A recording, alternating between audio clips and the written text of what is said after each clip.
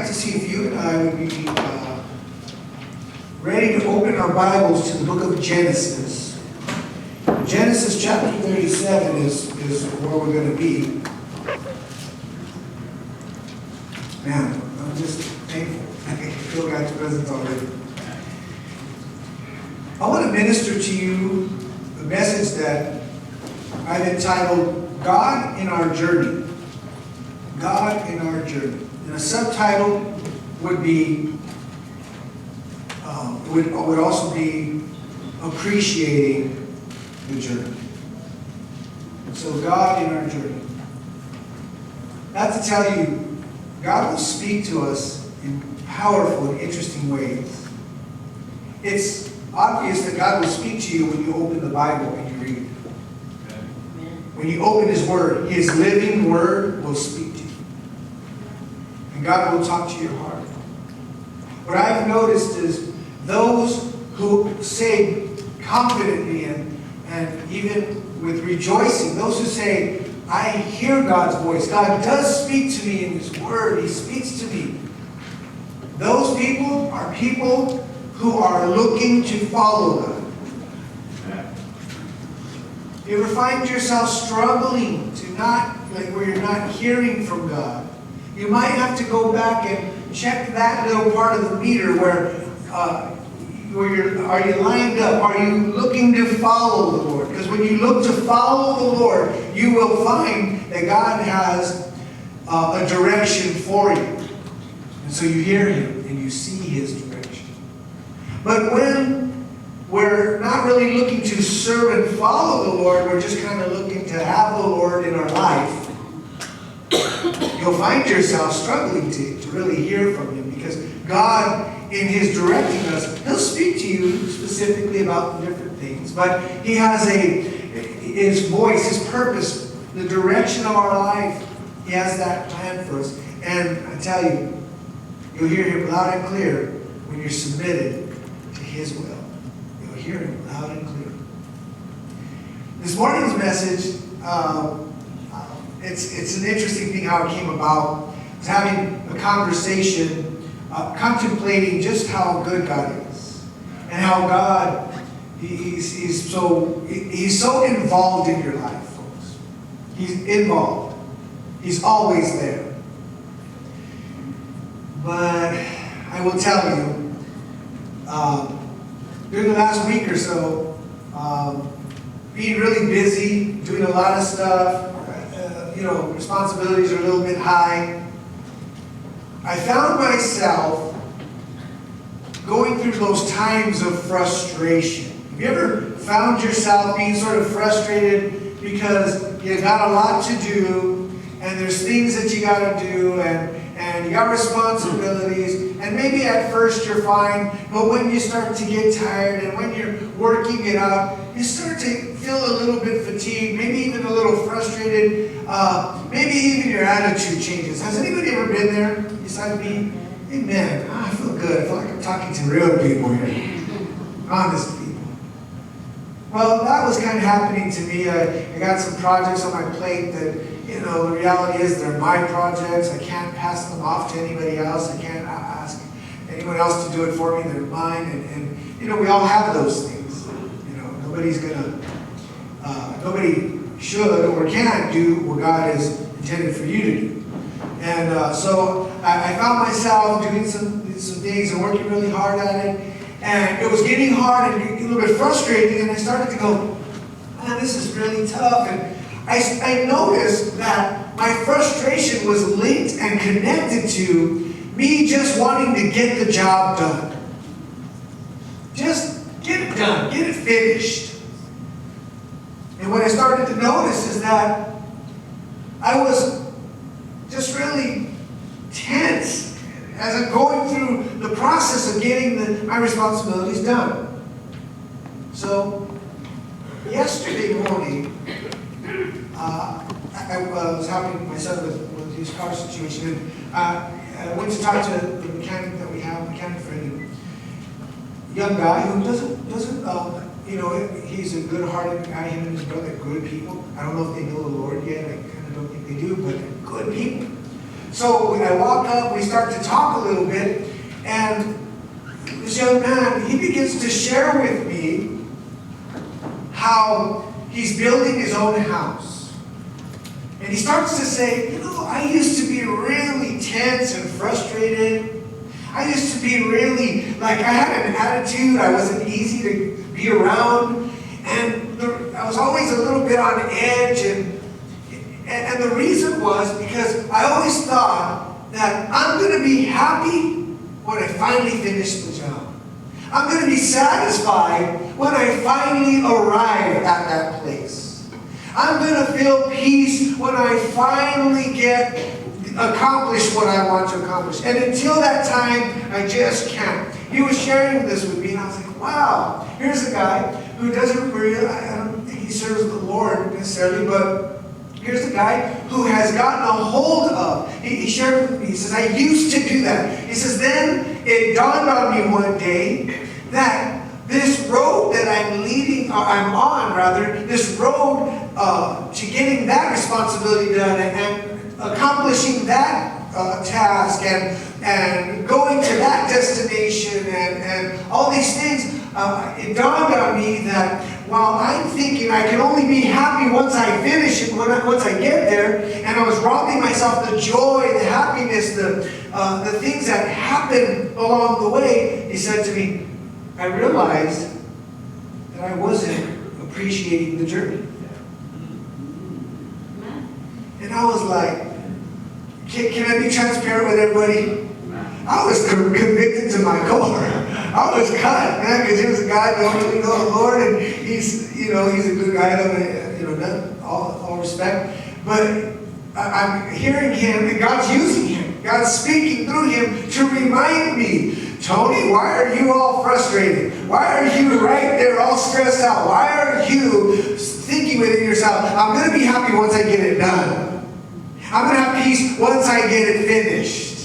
Once I get to this level, then I'm going to be at peace. I took a step back and I said, God, forgive me. Because at that moment, God reminded me once again that He is not just the God of the destination. He is also the God of the journey. Amen. He is not just the God who has a plan for you and only cares about where you end up. He also cares about how you get there. And folks, I have learned a long time ago, and I've had to be reminded over and over in my walk with God, that it is easy for me to get out of that place where I'm enjoying each day, or at least appreciating each day, no matter what comes, whether it's difficult, whether it's confusing, whether it's a little bit above what I'm capable of doing. I need to be reminded, and I've learned this, that every once in a while, the Lord will bring me back to that place where I start to appreciate what's going on right now.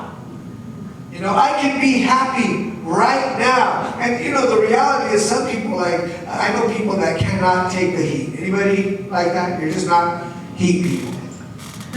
You're not heat people. Or you're more like winter people. Or everybody's fall people, right? You notice that? Everybody likes that in the middle. Nobody has a problem with that. But there are people who just say, I can't handle the heat. It's Jekyll and Hyde. I was going to say Heckle and Jekyll. It's Jekyll and Hyde. When it's hot, I turn into a different person. And when I'm comfortable, I'm holy. I got a good attitude. Well, part of the things I got to get done is working on the outside. That's why if you notice, I'm about 3 shades darker now. I don't know if you've noticed this, but I'm starting to get the suntan. Brenda's going to come back and say, wait, where's my husband? Replaced him with some guy who's 4 shades darker by the time she gets back. And, sometimes when you're in the heat and you're doing something and you feel uncomfortable, you find yourself, you're not happy at that moment. You ever done this? Maybe you're doing something and you get it and you go, oh. Me and Manny, okay. Oh, I'd rather make it. You pull it up, and you're dripping sweat. If we're going to be honest, you're not right there going, oh, hallelujah. praise God. Wait, let me stand in the sun a little bit more direct. Oh, yes. Oh, there's people back. Oh, thank you, Jesus. You know, that's not what's going on at that moment. Usually at that moment, you're like, gosh, man, I'm going to get some help here. With this, I don't know how long it's going to take. You know, I can't do this in the morning. You ever been there?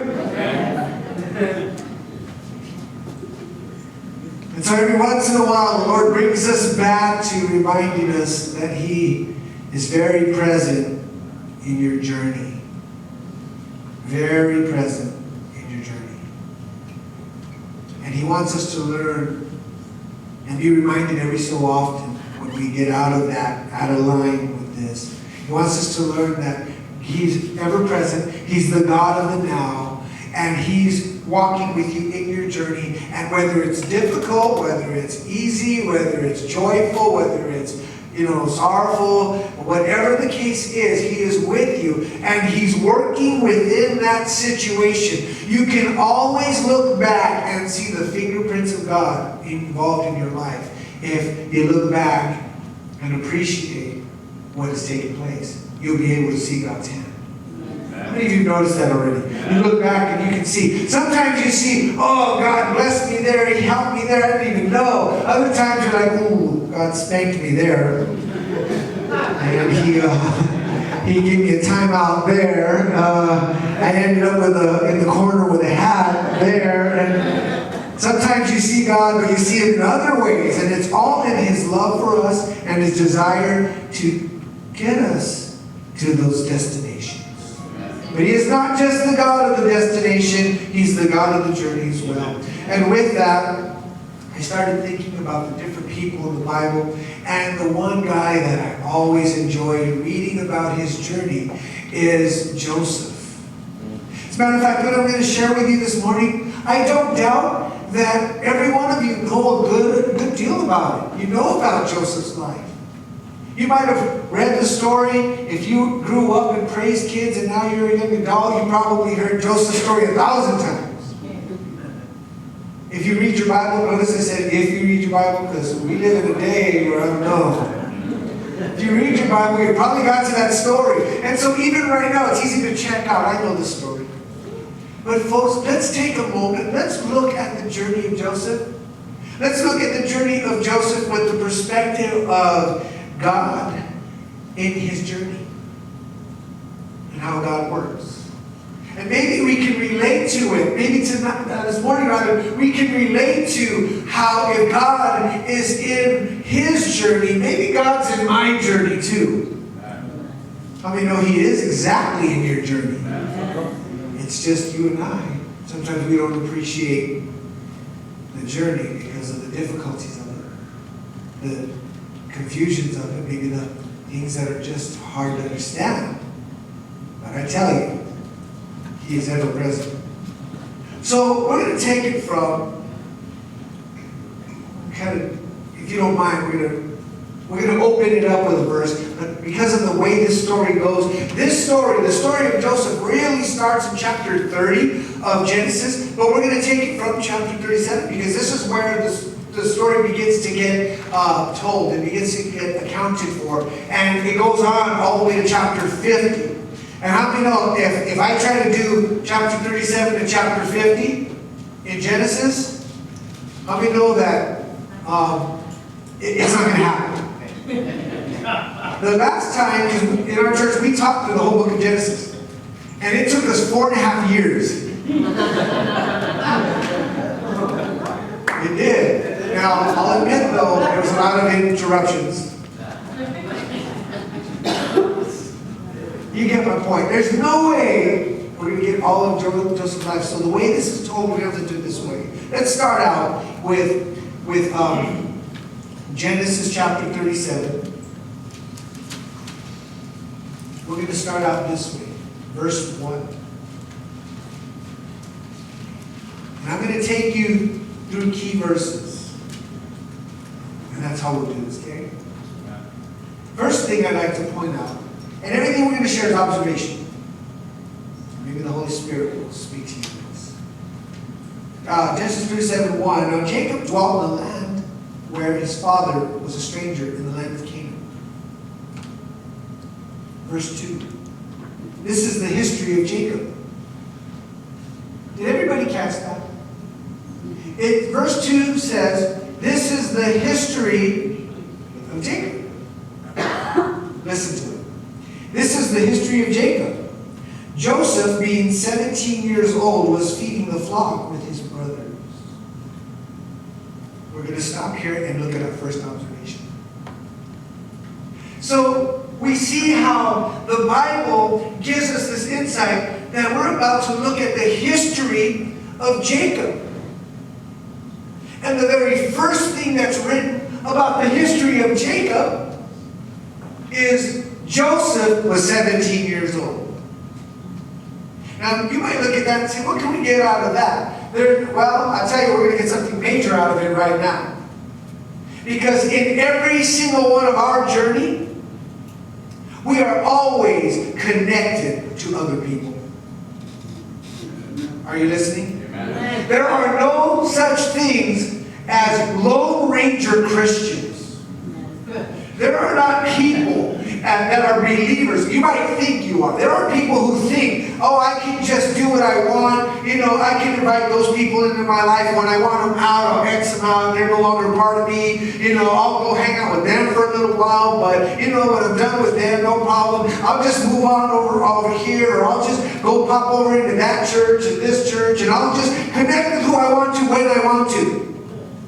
People think that that's how their life goes. But I'm here to tell you that from the perspective of God in His journey, you are always connected to somebody.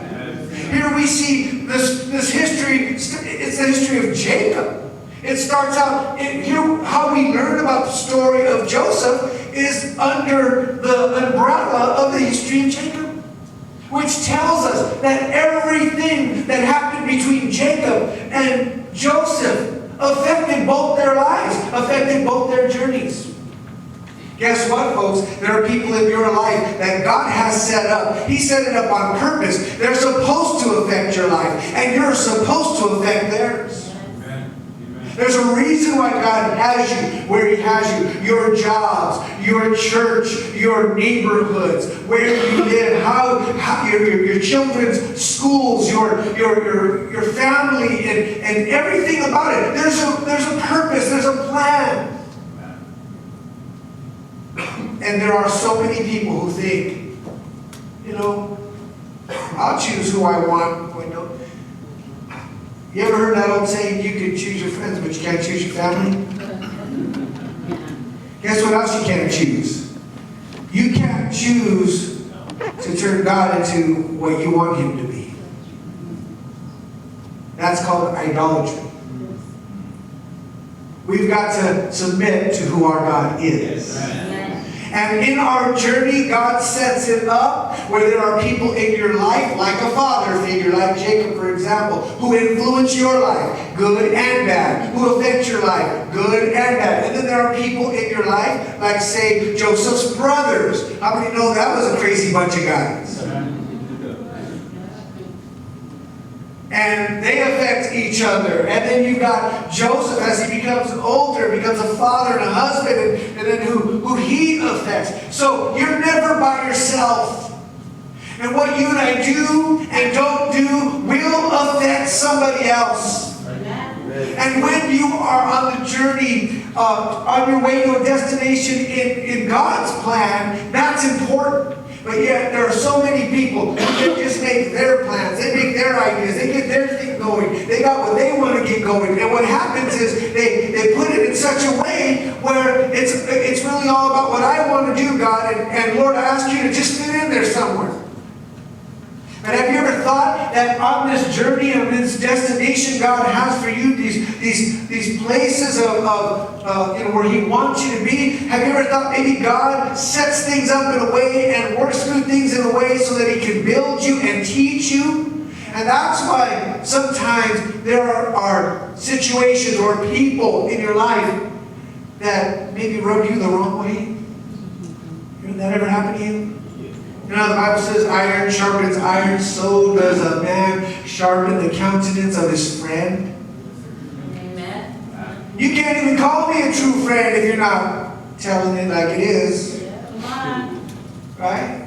If I walk into church one day and I just ate a hot dog and I got some mustard on my shirt, or like right here on my lip, or some of the brothers with the stash or something, it's right there, and I walk up and you look at me and smile and you don't tell me nothing, the first time I get to a mirror, I'm going to start thinking of all the different people that said hi to me. I'll be right there thinking, oh, I can't believe they let me walk around like that. Oh, the first person I saw was AJ. Man, I can't believe that AJ. He let me. Man. And then I walked in, there was Moses. He just laughed at me, kept walking, and I got this mustard on my face.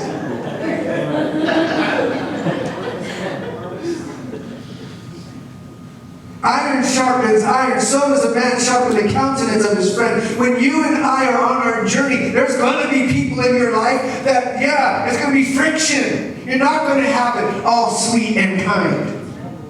Or every time you see it's like, hello. And they're like, hello. How's the weather?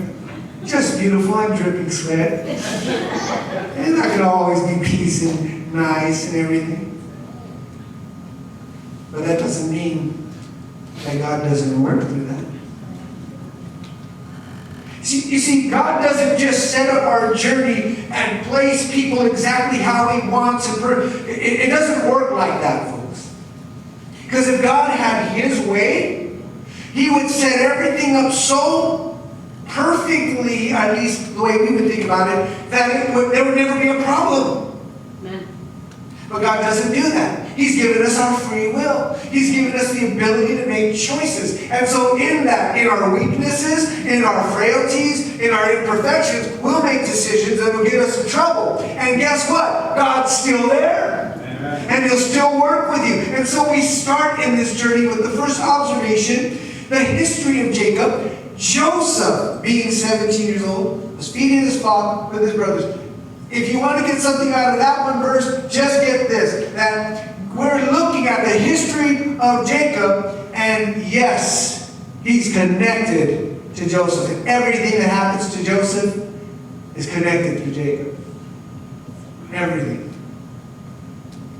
And there's people in your life who God sets up, He sets them up, and He wants to help you and influence you by those people. And there's some people that maybe they shouldn't be in your life because maybe you made a decision. And now they're in your life, but guess what? God will still work with them. And still work with you. And still work with it. You following? Amen. Let's keep going. That was the first one. I have 22 points. I hope you can get it. Why are you smiling, Jason? He's looking at the time going, I don't know how he's going to do that. Let's, on this journey,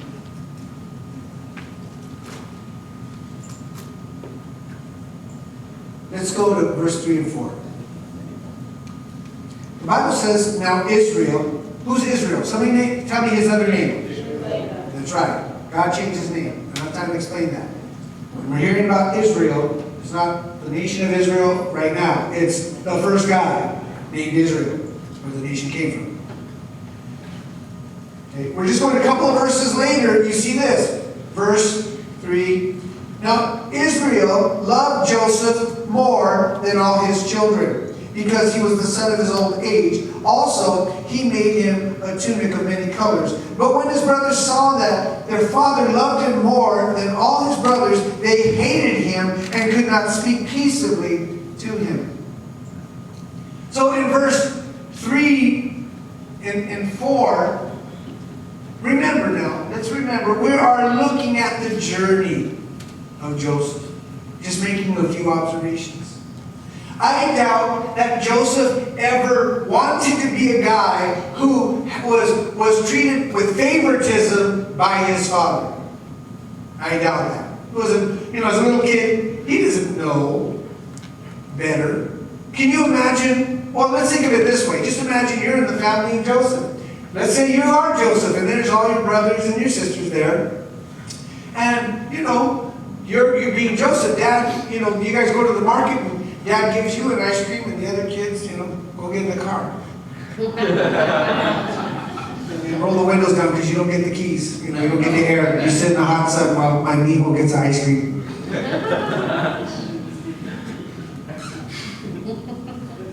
We sit back and go, wait a minute, how could that possibly be part of God's perfect journey for my life? This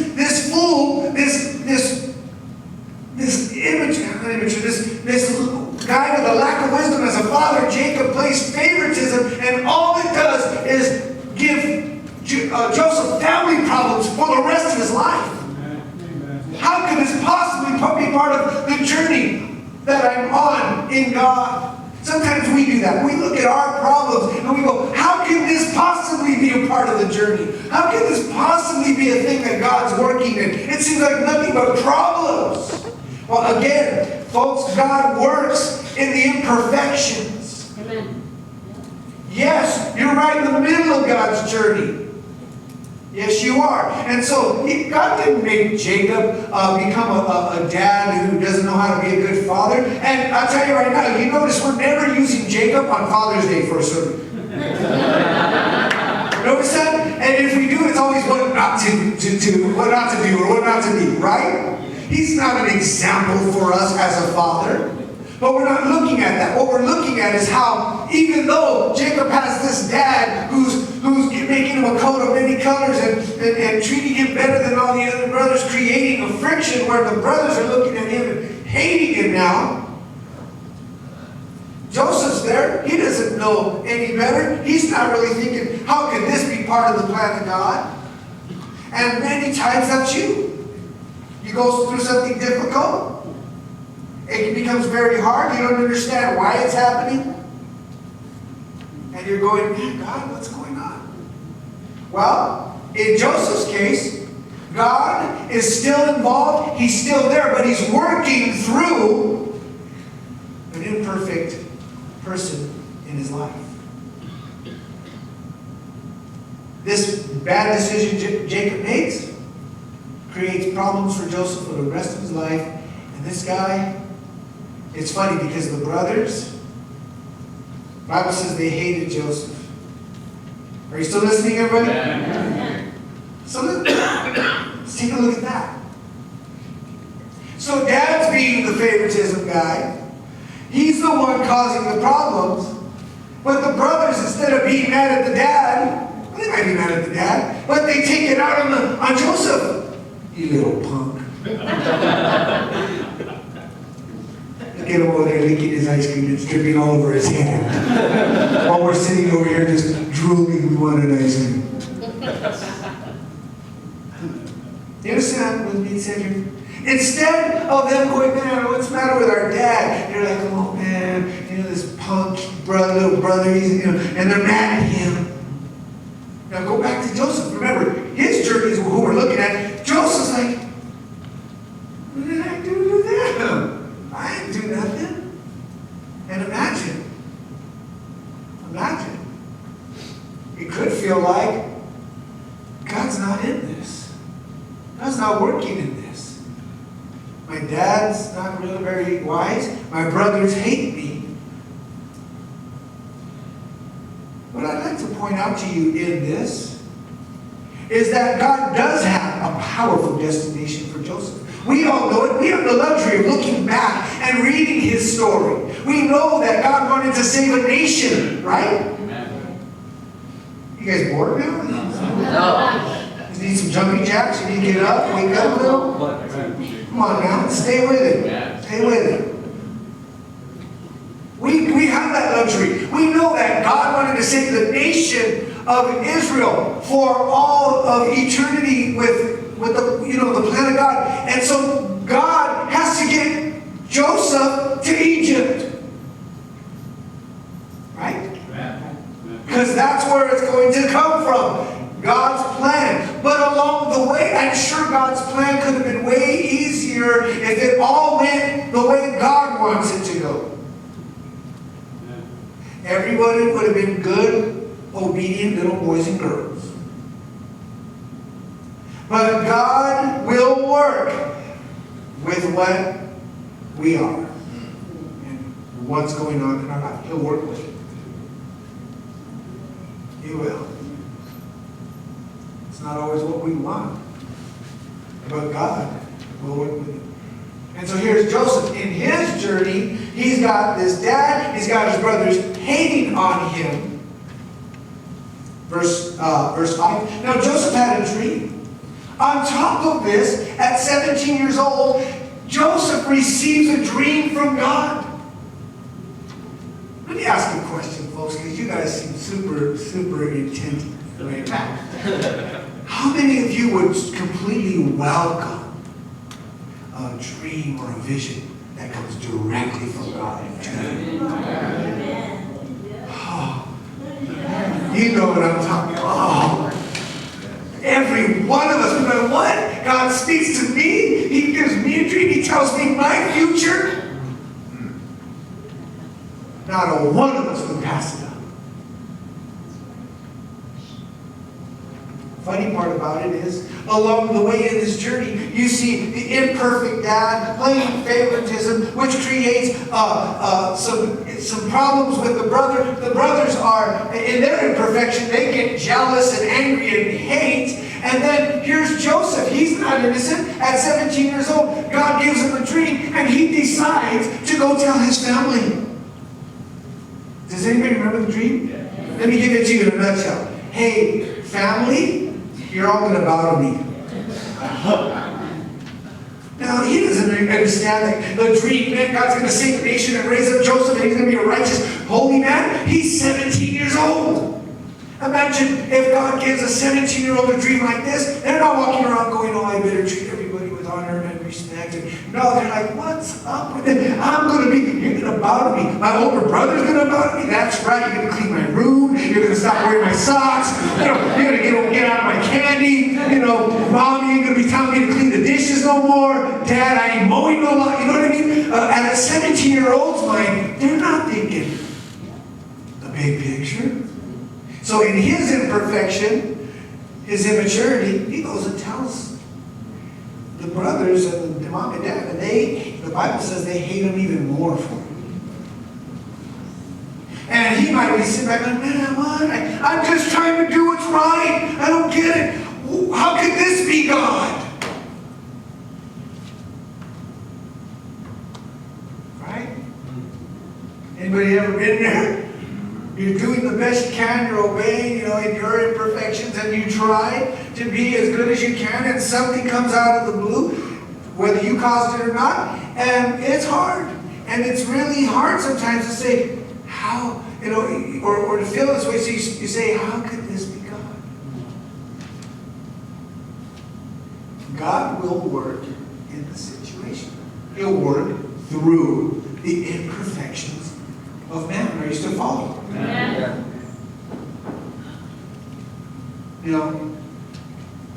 I do have to interject something real quick, and that is,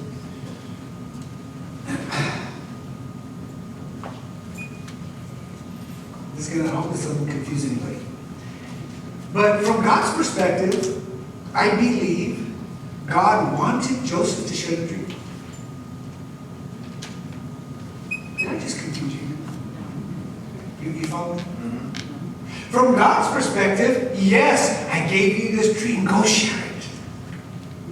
Wait a minute. Are you saying that God incited this jealousy? Did God incite the further hatred? No.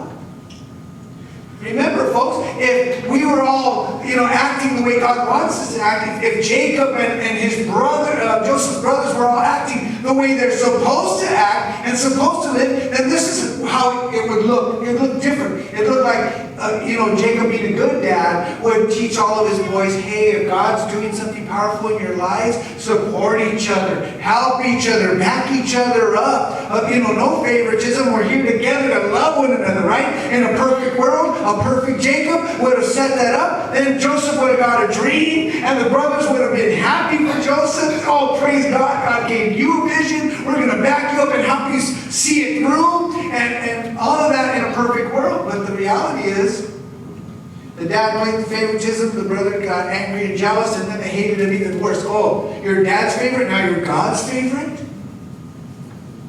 You might say, I never think like that. Maybe not in those terms. But have you ever got trapped in a temptation where you're in a struggle, and right during that very painful time, you happen to notice that someone just got blessed with something you need, or you want, or you feel like it's what you're believing God for? Man, God, I've been having a car with 3 wheels for 2 years. I can't get anywhere. You know, it never runs. It breaks down on me all the time. And then brother so-and-so who hardly ever comes to church, I'm there. I take the bus. I ride a bike. I do whatever I got to do. And then brother who hardly shows up pulls up in a Mercedes. What's up, God?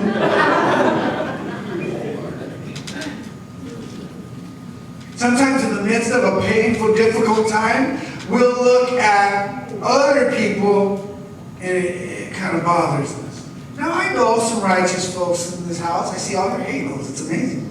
You got to see it. It's really cool for me. I know. You guys are just awesome.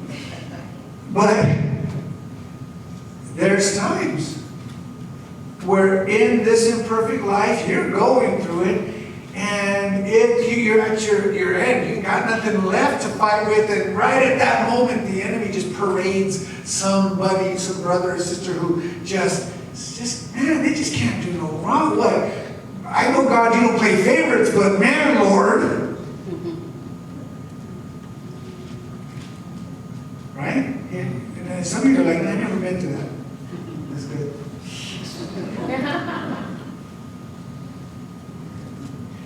God wanted Joseph to share the dream. You know why? So that one day, in the future, when Joseph hits his destination, and the blessings come, and the power of God is there to save a nation, his father and his brothers will remember when they're right there bowing down to Joseph. They'll remember, wait a minute. This is that 17-year-old punk that we were jealous of. And it's actually happening. Oh, but I get it. It never was Joseph to begin with. It was always God. It was always God. And we handled it wrong. We were jealous. We were envious. We were bitter. We were hateful. Instead of realizing that God is at work. You still listening? Amen. Got a couple more observations. Can you handle it? Amen. It's 11:30. Can you handle it? Amen. Amen. That was a weaker amen the second time. It was weak. It's always going to be God, folks. God will work in your imperfections. He'll work in the imperfect people around you. He might use their attitudes. He might use the situation. Either way, God's working. And folks, ultimately the thing we need to realize is that it's God. What we're doing is we're appreciating the journey, because sometimes in our problem right now, it's hard to see God because it's so difficult and it's so much more than we can handle. And Joseph, he's right there many times in his life. Many times. I don't have to repeat to you that after this he gets, his brothers hate on him so much. Let me just paraphrase for the time. There comes a point where the dad says to Joseph, hey, go check on your brothers, make sure they're working, come back and give me a report. Anybody remember that part? Joseph goes, he finds out that they're over there in Dothan, and the Bible says, before Joseph saw them, the brothers saw him first. And they said, hey, look, here comes the dreamer. And they started talking. What do you say we kill the dreamer? If we kill him, then let's see what happens to all them dreams. Let's see all the big dreams and big stories. Let's see what happens then when he's dead. Man, this Joseph guy. I need you to hear this though. This caught my attention. Why didn't they say this? Oh, there comes Dad's favorite. Oh, there, look at his nice coat. Look at his ice cream. You know what I'm saying? Why didn't they say that? Why did they not say, oh, look, here comes Dad's favorite, coming in to check on us? They didn't. You know why? Because the hatred and jealousy was deeper for the dreams he received than they were for the favoritism of his father. They remember him, identify him as a dreamer. And they knew, he said, God gave me this dream. And folks, you will be surprised in the body of Christ, in our families, saved or unsaved, there's always going to be people who hate on your dream. Right. Hate on that vision that God has given. Let's first of all make sure it's God. Yes. Don't think you're going to go open up a bar and lounge and say, God gave me the vision. Because unless you're serving root beer and lemonade, not hard lemonade, then it's not God. Right. It's not God, sis. Joseph received a dream from God. You hear me? Amen. And so think about it. They see him coming. Oh, here comes the dreamer. Because something inside of them was more irritated at the fact that God was doing something in his life. Man, there's always going to be people like that, folks. But here's the reality. When God puts something in front of you, you must stay focused. Appreciate the journey now. Okay, so they don't like it. I'll pray for them. I'll love on them because one day they'll get it. I got a vision and a passion to preach the Word of God, and I'm studying the Word because one day I'm going to get an opportunity, and when I get that opportunity, I'm going to preach my heart out. And if people are looking, oh, look, there's the pastor's pet right there. Oh, there's the guy that's, he's just trying to be just like everybody, or whatever. People hating on your vision, the passion you have, the desire for God. It's all right to appreciate the moment, appreciate part of the journey, and say, I'm going to just keep my eyes on God, even if they don't understand, because one day they will understand. One day they'll know it was God all along. It wasn't me. Was it me? I'm not trying to become something. I'm not trying to say, look at me. Instead of shining the light of God, look at I'm shining my own light. You shining star. Don't worry, I love you enough that if I see you shining your light, I'll go get a fire hydrant or a fire extinguisher and I'll put it out.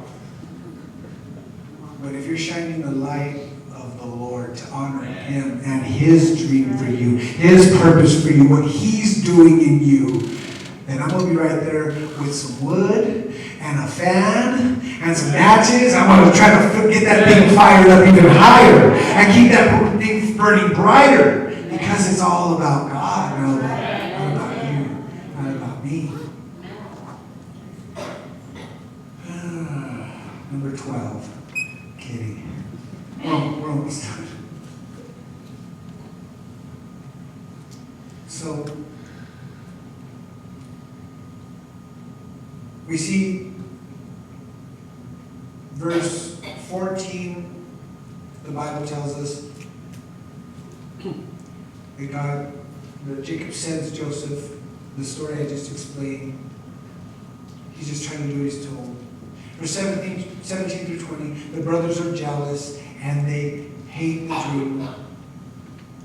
Verse 23, they strip him of his coat, of the thing that connects him to his family, to his identity. They strip him. Verse 24, they cast him into a pit. Imagine you're Joseph today. You might say, how can this be God? Why would God ever allow me to get cast into a pit? Folks, imperfect situations are always going to be there. But God will not leave you. He's in your situation. He was with Joseph in that pit. He wasn't like, I'll wait till you get out somehow. Verse 27, they pull him out of the pit and then they sell him. He becomes a slave. Verse 31 and 32, they lie about him. Anybody ever lied about you? You might think, that's not that big of a deal, getting thrown in a pit, sold as a slave. That's a big deal. Getting lied about, that ain't no big deal. Oh yeah? What about when it messes up your reputation and it's not even true? What about when it's malicious gossip, malicious slander, and it hurts your call and it hurts who you are? And it just goes on. I'm going to close it this way, folks.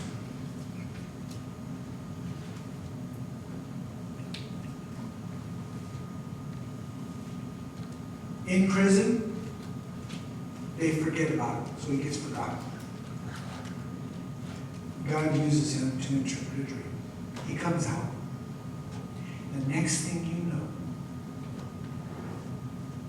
he is in position to save a nation. He is at this destination. We can look back on it and go, well, you and I, we look at the story and go, wow, look at him now. He's blessed. His whole family, 75 members of his family come and they live in the best place in Egypt and they get all the food they want. And wow, what a happily ever after story. We get that luxury to look back and look at it all. But we're not just looking at the God of the destination this morning. We're looking at the God in the journey. Because right now, some of you are in difficult times in your journey. Some of you aren't clear. Maybe your eyes aren't on God. You can't get your eyes off of your problems. And it's messing up everything about what you're supposed to be doing.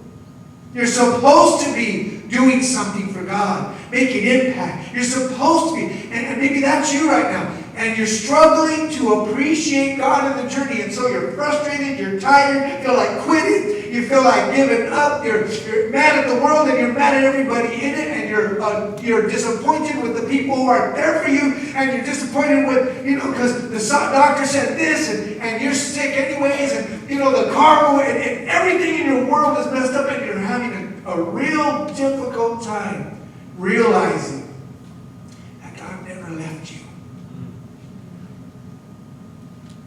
And I know, well then, how could God let these things happen? We could ask the same question about that for Joseph.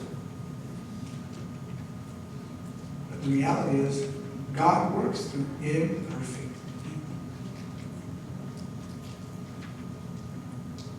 How would Joseph have ever gotten to Egypt if Dad wasn't a fool? The brothers weren't jealous, envious, murderers, haters, liars. I'm not telling you God initiated all those bad things. It's just when those bad things happen, God will use them. Change your perspective this morning on your difficult time. Is it difficult? You feel like there's no way out? You feel like you don't have an answer? Folks, God's right there. And He's at work. And there's a destination and God's going to get you there. And yeah, if you've got to drag around a few messed up people along the way, and you've got to deal with messed up bosses and messed up health issues and cars with 3 wheels and all this kind of stuff, folks, God is there. And in that journey right now, you and I, we can appreciate, we can truly enjoy, we can have joy right now. We can have hope right now. We don't have to be the people that say, I'll only be happy once I get there. I'll only be satisfied once that's over. I'll only feel at peace once we're past that. I'll only feel secure once that money comes in. I'll only, and it's always something far out in the distance. And God's saying, I'm right here in the now. I'll carry you. And when those dumb things happen, I'm with you. And we're going to get there. But don't rob yourself of the joy you need to have today. Amen. Let's give the Lord a praise. Come on, let's put him right here. He's here. He's with us. He's working now. Thank you, Lord God. The God of the journey.